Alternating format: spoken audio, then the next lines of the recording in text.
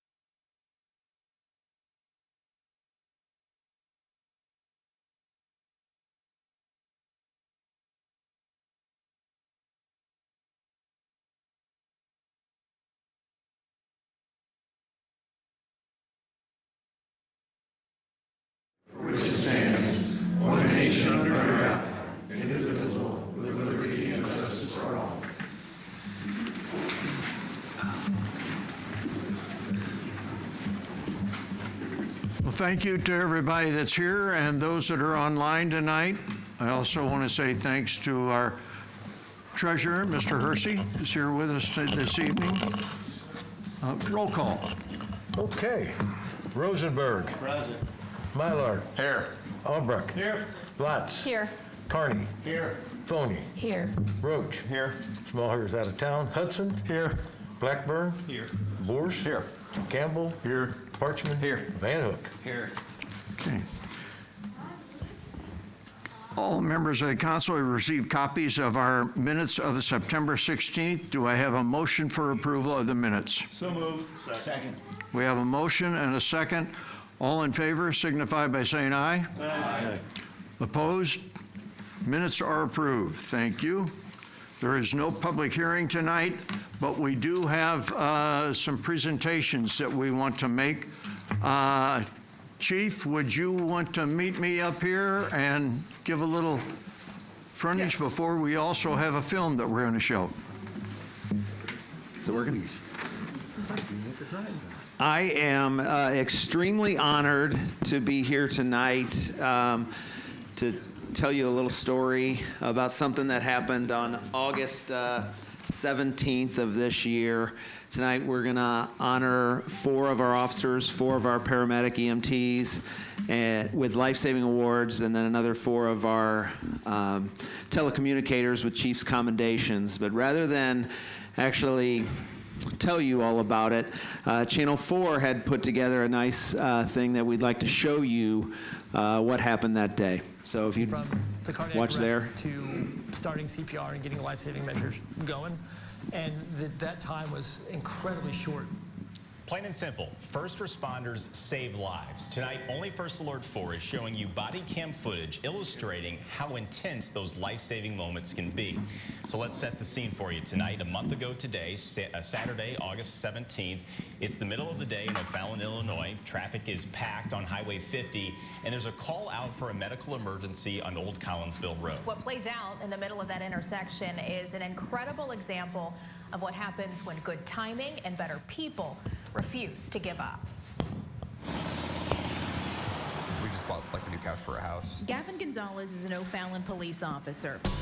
He was off duty August 17th, driving down Highway 50. At the same time, Tiffany Burke and her husband Matthew were headed to a thrift shop to make a donation.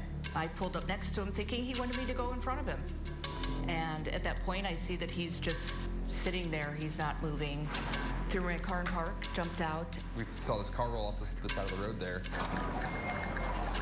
Just kind of snapped into gear. We weren't sure what we were going to. It came out as kind of an unknown call. We didn't know if it was something drug-related or a heart attack. All I can think, we've got to get him out. He's locked in there. I don't have a key, so I'm beating on the windows. I'm yelling his name. And then Officer Gavin, Somebody actually got me a rock.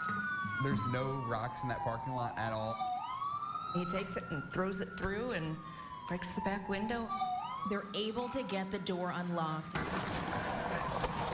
All right, guys. And pull Matthew out of the driver's seat. He was cold to the touch. He was in agonal breathing, so it was kind of like these big raspy breaths. Some people call it like a death rattle. He's in bad shape, and EMS is still en route. Officer Gonzalez begins CPR. All right. What do you want to do? Who do you want to want, buddy? Somebody that has like a sudden cardiac arrest, like the whole goal is like just compressions, like get that started as soon as you can, because like starting even a minute later can really like change the outcome of the entire thing. More police arrive. Straight only! I just hopped out in the middle of the intersection and started directing traffic. Hurry up, let's clear out the way. Come on, let's go! So we made room to get the ambulance in. I see about 7 to 10 citizens around a gentleman on the ground. I'm not working, so once I got there, I kind of just backed off and I let them do their thing. Keep doing compressions. Keep doing compressions. I came up and Let me know if you need me to switch. I relieved him, and I started doing compressions myself. Get the cars off the roadway! Other drivers trapped in traffic ditched their cars. There was a half a dozen people in the parking lot praying with what we found out was the gentleman's wife. Oh my God! Will, it's Tiffany. It's my husband. Okay. Look him. I was putting gloves on. I heard my name. Will, it's Tiffany. It's my husband. Okay, Tiff. I saw the subject's wife, who we worked together for about 6 years prior, and standing over her husband who's not conscious, not breathing, and now it's personal because I know them, the ones, people involved. Officer Bradley Lewis is doing CPR. Keep compressions going, guys. Our EMS is the best. Like, they are so fast at getting to scenes. We knew that all we needed to do was to maintain until they could get there, because it would be a minute or less probably till they were there. Ready, guys? Paramedics arrived. 2, 3. Hey, go train. Be ready for compressions. They get Matthew onto the stretcher Not too fast, guys. Not too fast. Nice and easy. and into the ambulance.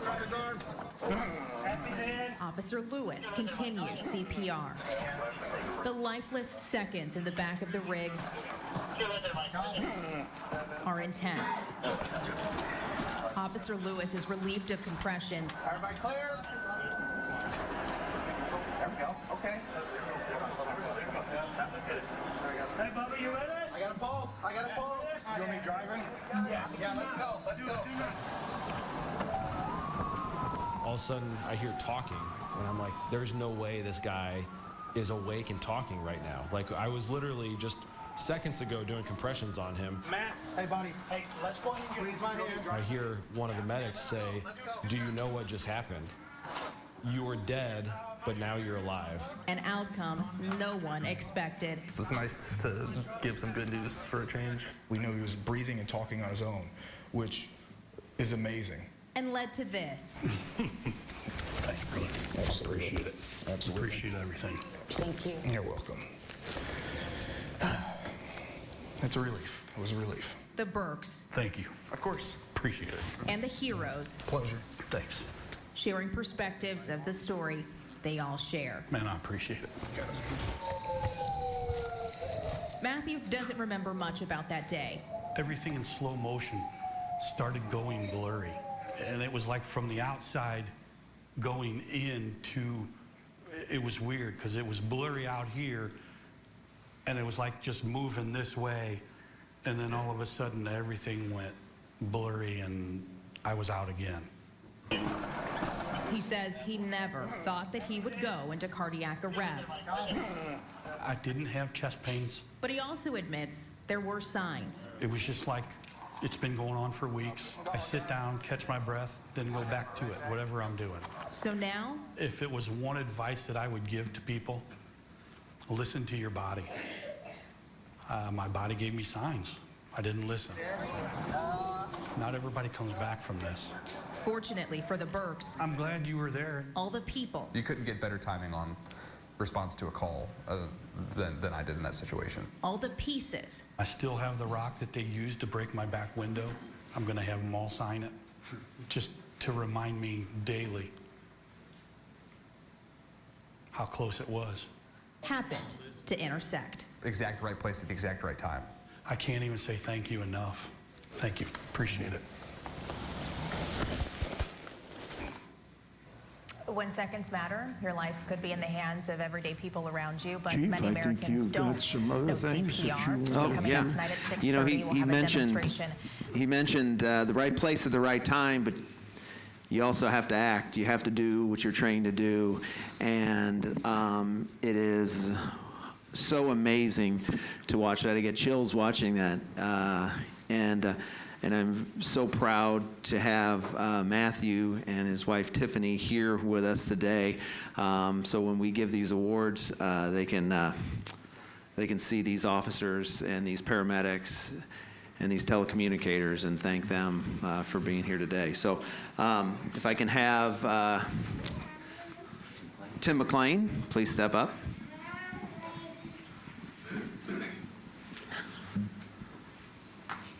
Grace Nicolaisen. Grace just started with us as well, so already making an impact. Ryan Hodge. Ryan's out there. I think Donovan Knapp could not be with us tonight.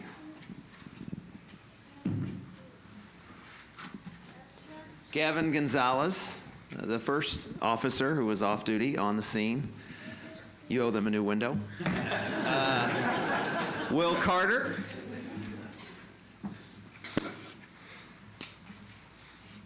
Brad Lewis.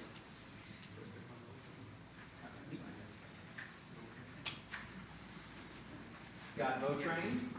And then we also giving Chiefs commendations to our telecommunicators that night, that day.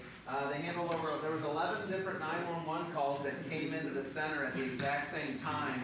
So when they're in there trying to figure out, was there a traffic crash? Is there a medical emergency? Do we need fire? Do we need EMS? Do we need police? And they've got all this stuff going around. They work as a perfect team to make sure that all those resources got there and everybody was what had the information they needed. So Brian Bauer, please come up. Kyle Sullivan and Michelle Foster. And then not with us tonight is telecommunicator James Moore.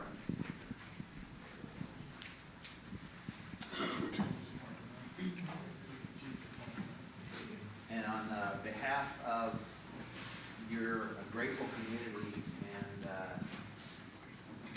our wonderful Matthew and Tiffany, thank you very much for everything you did that day.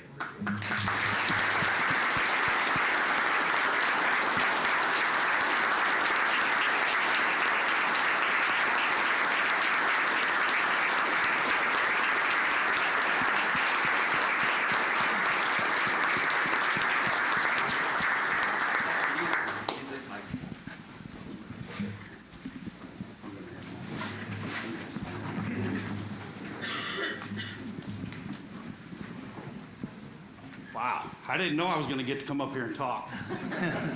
But no, seriously, you guys have a wonderful community here.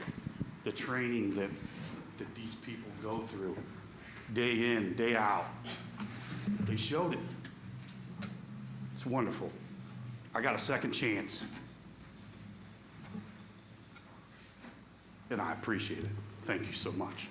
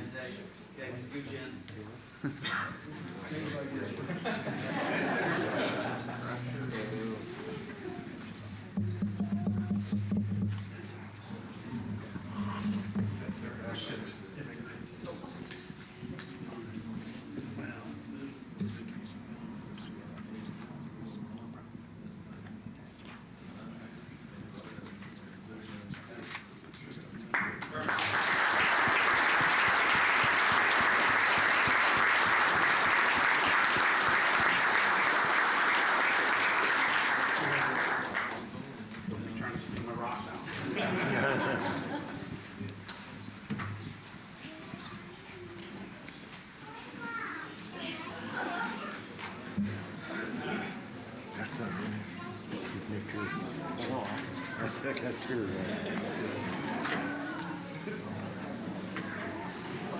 Now our crowd made me teary-eyed. Pretty amazing. It's great enough.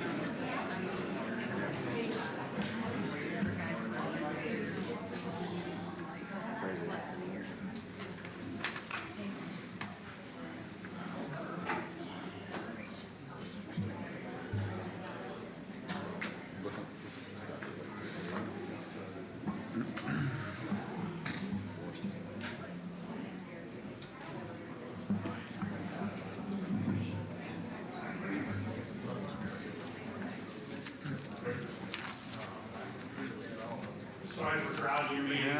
That's quite all right. Anytime. Anytime is right. Let's hope not. May not be so lucky.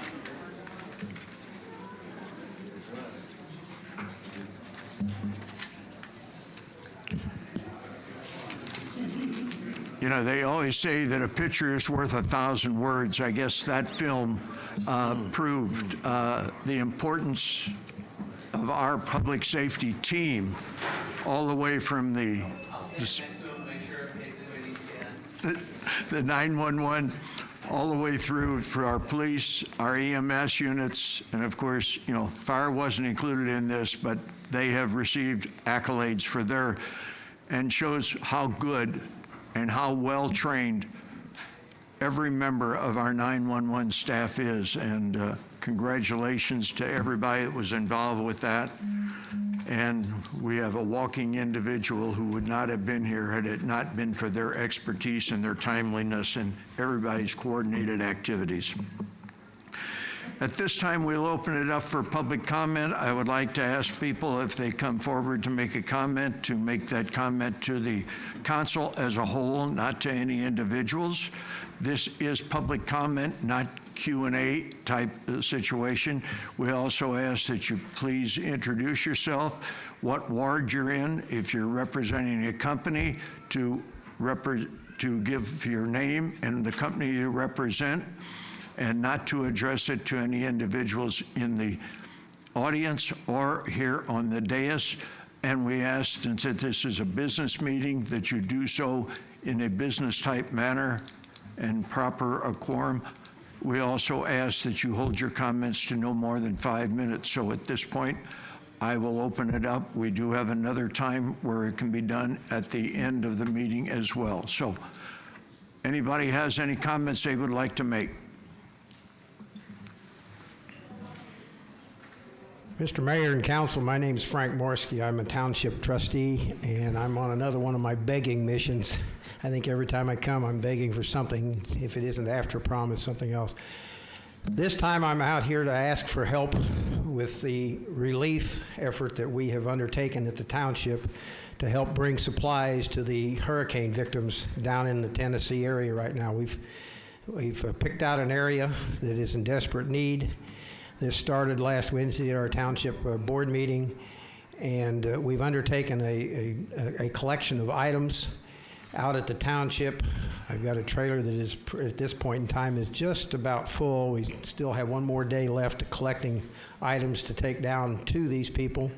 We have a place that we're taking it to. It's Chips Thrift that is going to take care of the process of disseminating these materials to the various individuals down there that need it. To give you an idea, some of you people may know where the area is. If you saw the pictures of the hospital with the people standing on the roof waiting for a rescue that took a day and a half to 2 days because of the violence of the storm, that's where we're taking these materials. It's a town of about 10,000 people. Currently at this time, they have no water treatment plant, they have no sewage plant, they have no hospital, they have pretty much nothing. Other than themselves and whatever anybody can help give them, whatever help they can get. So we decided that there's two ways. One is money, but that's not necessarily the easiest thing to do because they don't have a place to buy supplies. So we've decided to take them supplies in the form of things like toiletry, blankets, diapers, and things like that. Toothbrushes, toothpaste, we got a whole list of things. If anybody needs a list, you can look at some of the websites like our township website. I just wanted to get this information out there. We had the churches in town have stepped up. They've done a tremendous job. So far, we've probably had about 200 people pass through. We were open on Friday. Took in a few things. Saturday, we were there from 10 till 2, and we had probably 50 to 60 people come through then. We didn't do anything yesterday, and today it was a steady stream of people, and I had about 8 to 10 people helping me load the trailer. I'm going to leave on Wednesday morning. I've got a 10 o'clock appointment for Thursday morning in Irwin, Tennessee to distribute this and get this unloaded so they can start distributing it. any help that any of you can, have your neighbors and friends help us with, I'd appreciate it. I can tell you that we've had people from as far away as down to Smithton come up here and give us items. We've collected almost $4,000 that we can bring to them also, as well as I've got a full trailer load almost of stuff. After tomorrow, it will be full. So any help will be appreciated. It's all done through the auspices of the O'Fallon Township. And if you got any questions, you can call out there. The girls out there will explain it to you if you need any information. And again, we're accepting items through tomorrow. And then I'm intending on leaving on Wednesday morning, somewhere around 9 or 10 o'clock in the morning, and taking this down there so I can be there on Thursday. Thank you. Frank, what hours if people want to bring things out there? The township office is open from 8 o'clock in the morning till 4 o'clock in the afternoon. And you can take it there. And I won't be there tomorrow. I've got to go out of town. I'm leaving at 2:30 in the morning. I'll be back tomorrow evening about 6 o'clock. The job takes me out that way. But the girls there in the office and Gary Ollie can help you if you have any, need to have questions answered. They'll help you with that. Thank you. Thank you. Thank you.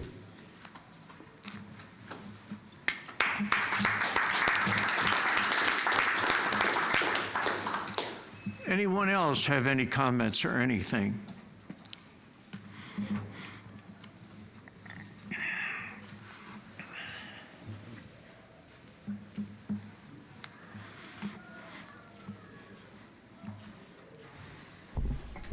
Vermaware, Ward 3.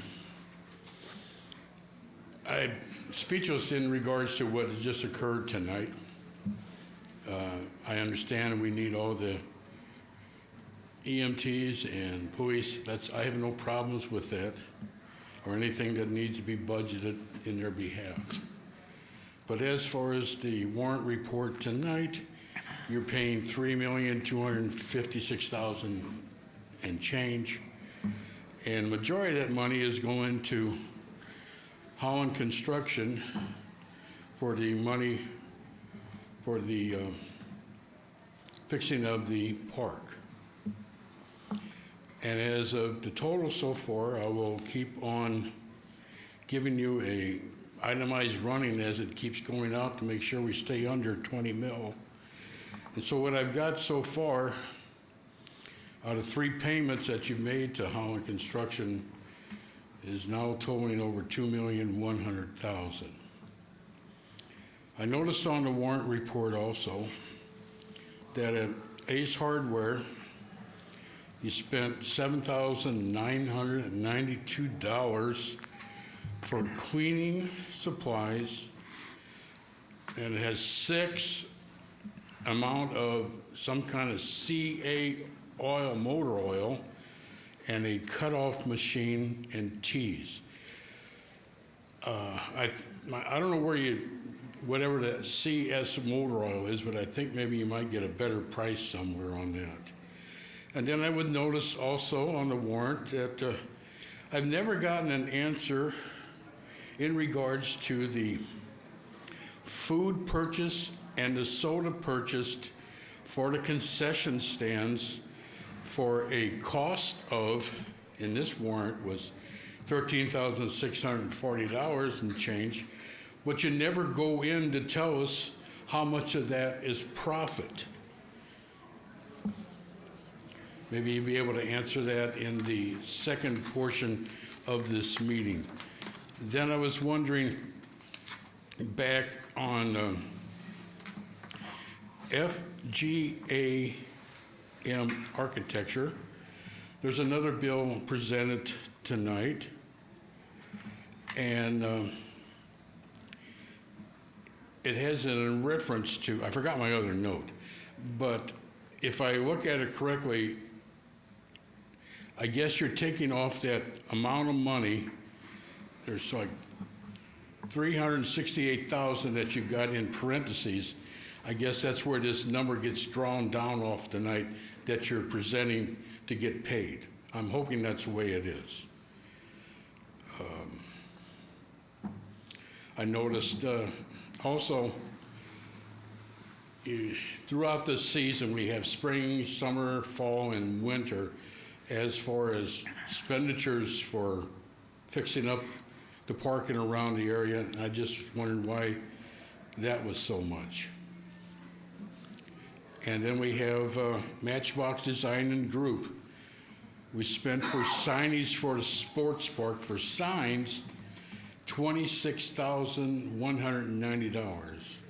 And then you spent $5,000 to put the signs in, and then a maintenance agreement for $2,000 and change. So the total was $33,248 for signage.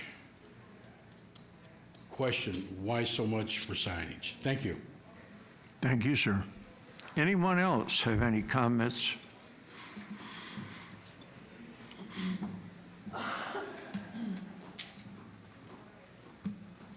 I'll be brief. I don't have pink Post-its. Carrie Schaefer, Ward 1. I just want to, on the heels of the awards, I was a former ICU nurse. I've done CPR many times, not just on the job. I know it's not a Q&A, but I hope all of you are CPR certified. I'm just telling you, it's like insurance. You pray you never need it, but thank God when you have it. And even with my granddaughter getting CPR on the side of the road, please get your CPR certification. That's all. Thank you. Anyone else have any comments? Hearing none, I thank you all for coming forth.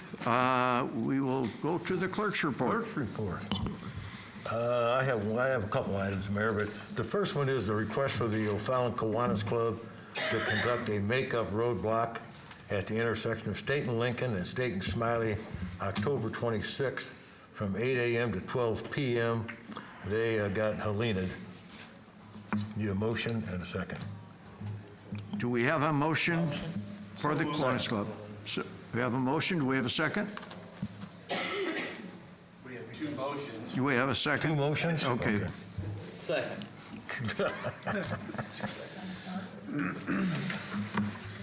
Okay, we've got a motion and a second. Is there any discussion? Hearing and seeing none, roll call. Mylard. Yes. Albrecht. Yes. Blatz. Yes. Carney. Yes. Phony. Yes. Roach. Yes. Hudson.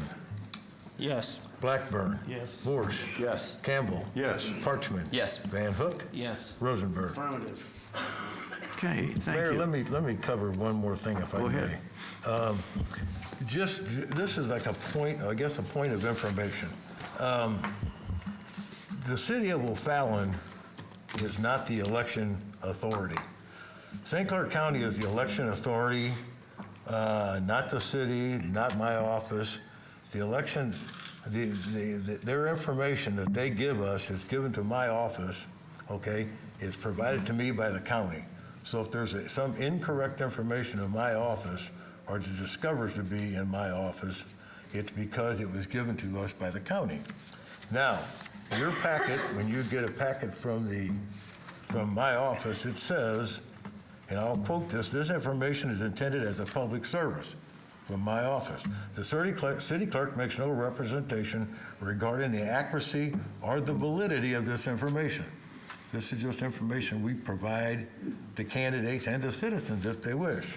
Now, that being said, Mr. Zelms went on his own to the county to verify the 2021 number of votes. The county provided us with 1,903 votes. That's what came out of their office that said that's what was cast in 2021. Mr. Zelms went to the county and they said it was 2,168. That's the first time we heard that figure. Up until then, the 1903 was the figure provided to us. So you can see apparently someone in that office in the final counting between the abstract votes and the canvass votes made a 265 count error, okay, which reflected in the initial information we gave out. Again, the information we give out is based on what the county gives us, and we caution you to be sure and check that information. Most of us have a legal person we talk to make sure our applications are correct and everything is filed properly. But just so everybody knows, we cannot change anything the election authority tells us. If it's the state or if it's the county, it's the word. Okay, and that's what we live and die by. If anybody has any questions about this, I'm in the office every day. Every morning I'm in the clerk's office. I'll take an appointment. I'll do whatever you got if you have a question. Thank you, Mayor. Very good. Okay, I didn't have anything listed under the mayor's report, but I did want to remind some people. The fire department has their open house this Tuesday, Wednesday, and Thursday from 6:30 to 8:30. So if anybody would like, they have different things every evening. I think if you'd like to go out and see what the capabilities of the fire department and some of the things that they do, that would be time well spent. Also, this Saturday, we have at the O'Fallon Township High School football stadium, the Battle of the Badges, football game between the Fairview Heights Police Department and the O'Fallon Police Department. That should be a fun event to watch, and we will have EMS units standing by. No, I'm not playing. You're not.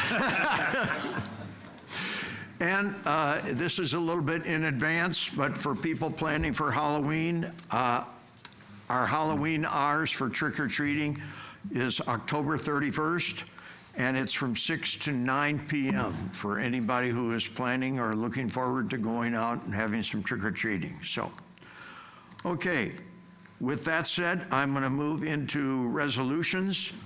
Mr. Campbell, 7.1, please. Thank you. Make a motion that council accept a resolution amending the redevelopment agreement with Hospital Sisters Health System. Second. We have a motion, we have a second. Is there any discussion? Hearing and seeing none, roll call. Albrecht. Jerry, you had a question? I just wanted to point out that this is, the timeline was established back when we did our redevelopment agreement. 2011. Years and years ago. Yes, sir. And this is an extension because the mayor granted a one-year extension under his authority, and they're not going to be able to get it done under the original schedule. So this is a no loss. It's the city's got nothing in this except I don't know how many jobs are coming. Right. So it's not, but we need to kind of explain these kinds of things because people out there don't understand. And we just go, and it's gone. Thank you. It's go ahead, Walter. It's an extension of what was an agreement for a future expansion. Well, when the redevelopment agreement was approved back in 2011, they didn't have a hospital. The hospital project had not been planned yet, so they didn't know exactly what square footage they were going to build. And so they committed to building 50,000 square feet when they first constructed, but when they were doing their planning, they realized it a lot more because of the demand. So they ended up building 135,000 square feet right away when the timeline showed 50,000. So plans changed and they got off the schedule and actually accelerated the schedule by about 5 years, so that originally they wouldn't have needed to have 200,000 square feet until about 2027, but because they built faster earlier, then the clock started earlier, and the requirement was to have 200,000 square feet required by 2023, which is why they needed the extension. That may have confused things more, but but they're building faster than they said they would. And so the city's not out any money. We are receiving enough money in the tax increment to pay for the bonds and everything. So it's all positive. And as Jerry pointed out, it is some very fine jobs that will come, and above all, it's additional and well-needed additional medical services that would be rendered by HSHS. Any other comments? Hearing none, roll call. Albrecht. Yes. Potts. Yes. Carney. Yes. Pony. Yes. Roach. Yes. Hudson. Yes. Blackburn. Yes. Vorse. Yes. Campbell. Yes. Parchman. Yes. Van Hook. Yes. Rosenberg. Affirmative. Mylar. Yes. Thank you. Okay, we'll move to ordinances for first reading. Mrs. Lotz, 8.1, please. Yes, Mr. Mayor, I move to consider on first reading an ordinance declaring certain equipment as surplus property for sale and/or disposal pursuant to 65 ILS 5/11-76-4. Second. We have a motion, we have a second. Any discussion? Hearing and seeing none. Roll call. Lotz. Yes. Carney. Yes. Pony. Yes. Roach. Yes. Hudson. Yes. Blackburn. Yes. Vorse. Yes. Campbell. Yes. Parchman. Yes. Van Hook. Yes. Rosenberg. Affirmative. Mallard. Yes. Albrecht. Yes. Thank you. There are no ordinances for second reading, so at this time, I would open it up again to see if there's any additional comments that anybody would like to make.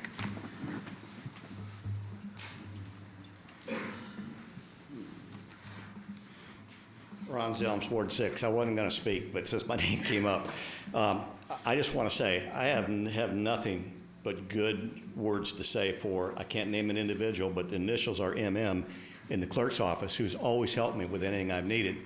What upsets me, and what I would hope that the local clerk's office could do, is put heat on the county clerk, because I sent an email to the county clerk. MM probably called me within 2 or 3 hours of me sending that email. But what upsets me is I could never get an email, something in print from the county clerk. I don't know if you guys ever got anything, in print, but for the county, if they're just going to do things verbally about how many signatures somebody needs, that's wrong. So hopefully you guys can hold their feet to the fire.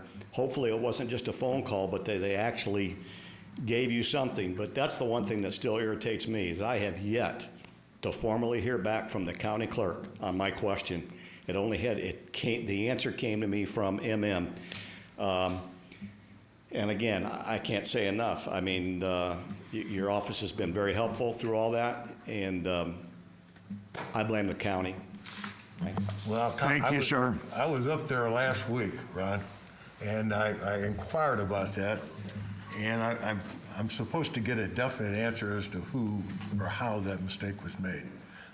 It did not affect any of the aldermanic candidates. It was just mayor, clerk, and treasurer, because they were off under 2021s. But yeah, I was up there and spoke about that. Mr. Holbrook, I'm sure will get back with me. Thank you. Thank you. It's interesting on this subject that the county actually came back to our offices and admitted they were wrong, and our office was correct on the numbers. So that was interesting. So that was interesting. Yes. Anyone else have any comments that they'd like to make?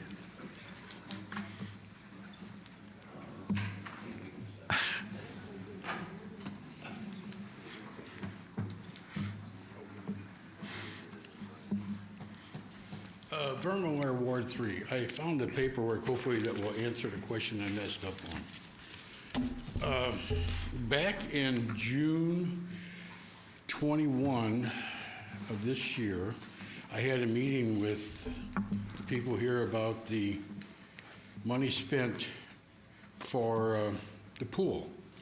And in the final analysis, they gave me a total from FGMA Architecture. As of that date, there was $1,264,736.80 to be used to complete their architectural portion.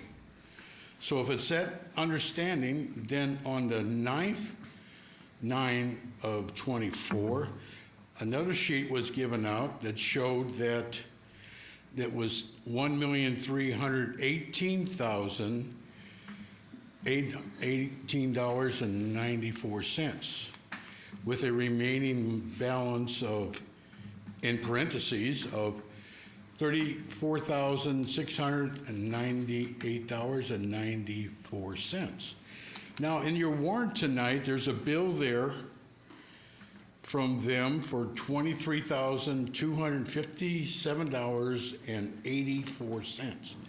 So if I'm calculating this right, that amount of money would be subtracted from the numbers in parentheses, so you have a balance left remaining of $322,941.10 until it balances out to zero, if that's the way you play your numbers. Thank you. Thank you, sir. Okay. Any other comments? Anybody else have any comments that they would like to make? If not, I will move into community development reports. The only thing that I would add, I don't have numbers right here in front to be able to say what profits the pool or the park made with the purchases of what they have on that. I don't have those numbers available, but if you would like to come in, talk with accounting, they would check with the pool and see what numbers they can come up with for you. We'll move into reports. Mr. Roach, Community Development. Yes, we haven't met since our last meeting, so we have no minutes to approve. Our next meeting is scheduled for next Monday at 6 o'clock, but check the website for any changes. Thank you. Mr. Rosenberg, Public Works. Thank you, sir. Public Works has not met since the last City Council meeting. Our next meeting is scheduled for 28 October at 7 p.m. Check the website for time change, just in case any meetings are canceled. Thank you, sir. Mr. Vorse, Public Safety. Public Safety has not met since the last council meeting, so our next scheduled meeting is next Monday. Check the website for details. Okay. And I think there is changes on next Monday's meeting agenda because one of the committees will not be meeting. So that is good, everybody to be able to check that. Mr. Albrecht, Parks and Environment. Well, the meeting would normally be scheduled for next Monday, but I just heard we're not going to do it. If you could provide me with the normal, we've been getting a monthly report on where we are in the parks construction. The parks construction report will be submitted to the council this week, but there are no action items for the Parks Committee, so it's canceled. But we'll get construction item updates this week to the council. Very good. Mr. Parchman, Finance and Administration. Thank you, Mr. Mayor. We have not met since last meeting. Our next meeting will be on the 28th. Normally meet at 5:30, but check the website for any changes. Other than that, all the business has been taken care of that we did not have. So we do have 15.1 warrant approval. So I'd like to make a motion to approve warrant number 545 in the amount of $3,256,226.17. We have a motion. Do we have a second? We have a second. Is there any discussion on the warrant? Hearing and seeing none, roll call. Carney. Yes. Foney. Yes. Roach. Yes. Hudson. Yes. Blackburn. Yes. Vorse. Yes. Campbell. Yes. Parchman. Yes. Van Hook. Yes. Rosenberg. Affirmative. Mallard. Yes. Albrecht. Yep. Lutz. Yes. Okay, thank you. Again, I will just repeat the request that was put in from the township. If anybody would like to give toward that, you do have tomorrow to go out and make any donations that you would like to, and it is definitely needed. Cash. And they will take cash as well, that is correct. With that said, and that no other business to come forth, is there a motion for adjournment? There's a motion, a second. All in favor, signify by saying aye. Aye. Opposed, same sign. We are adjourned. Thank you. It's not even my fault, it's just my throat is so